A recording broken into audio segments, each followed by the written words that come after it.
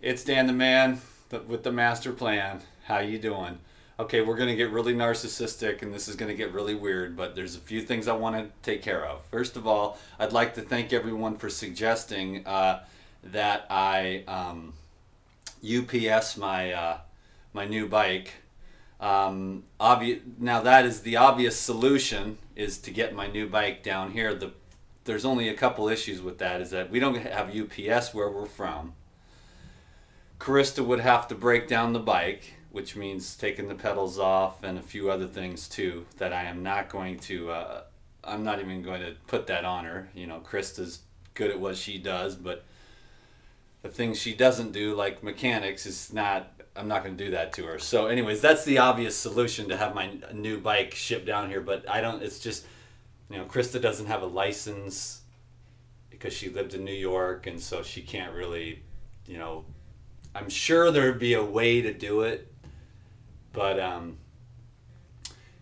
if this thing goes, I mean, it's still going okay. So if this thing goes and blows up on me, I'm just gonna get rid of it due to the fact that I need to be non-attached. Anyways, by the way, it's not just the cranks and stuff. I mean, it's got all the original, you know, it's got all the original components.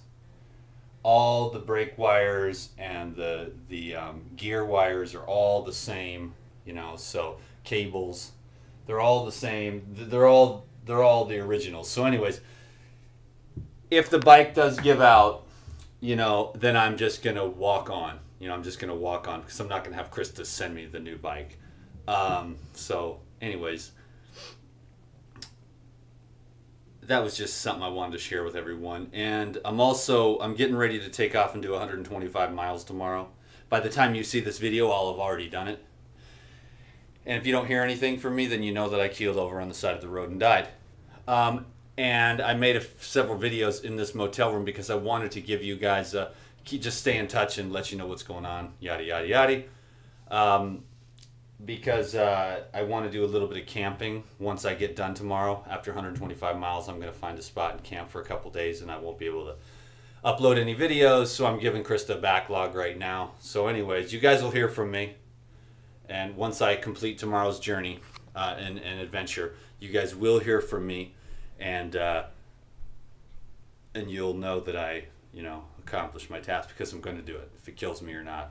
If the bike breaks, then I'll have a good excuse. But if my body and my soul will make it, you know. I spent the last 2 days resting. So anyways, there was another strange request. Somebody wanted to see my legs, and I thought, oh, that'd make a pretty funny video, because the only reason I'm doing it is because I thought to myself the other day, I'd like to make a video showing my legs, you know, because I was sitting there looking at them. I think I was laying on the ground or something, and I was like, wow, they look pretty good. So anyways, that's what I'm going to do right now. So any, you know, ladies that are going to be offended, you know, step away. This is not I'm not trying to impress you with the size. I'm still a skinny little guy, so don't, you know, whatever. Just, I thought it was pretty cool. I just wanted to, like, let Krista see my legs too, because she likes them when they're a little bit heftier. So anyways, here you go, everybody. There's me. I just got out of the shower. I'm gonna go do I'm gonna show everybody my legs. There they are. There's the leg. Let's see if we can get a little, see if we can get the shot there. There's the leg. I'm not doing very well here. And so anyways, there's just one of the guns. I'll see if I can do a little angle shot here thingy. There you go. Oops. Don't let you guys see that. So there it is. It's just the pump up. Can you dig it, baby? Ripped. So anyways, you know, whatever. I'm sure there's going to be like 20 meatheads who are going to be like, dude, those legs are too skinny. You don't eat enough meat. You got to eat dead meat. But I'll tell you what, my friends. I'm in great shape, dude. I feel great. The endurance is beyond what I thought was possible. You just, after a while, it just doesn't hurt anymore. I don't know how to explain it.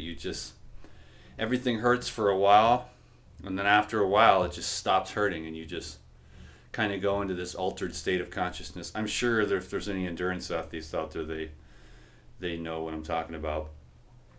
Anyways, then I'm sure there's some scientific explanation, but you know me, I'm a very, very simple-minded person. I get a lot of highly intellectual conversations with people, and I can dig it. I just don't really get into it because I'm really a get to the point kind of person. Like if someone's trying to lose weight, why run around with all the science when you just need to tell them what to do? They'll do it because it'll resonate with them as like, oh, that makes sense. You know, eat fruits and vegetables. They're electrical. They do not stick to the cells in your body. They'll energize cells. They'll digest easily, strengthen and tone cells.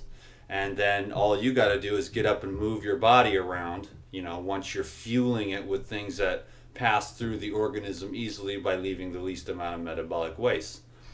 So how many statistics and scientific, studies do we need to like go, oh, that makes sense? You know, I mean, I put it in the most simplest terms because most of us are just normal people without PhDs in exercise physiology and weight loss, scientificism, because it doesn't matter, because all we want is results. All we want to do is be able to understand the simple things. So I understand a lot of very highly intellectual people that want statistical analysis and data.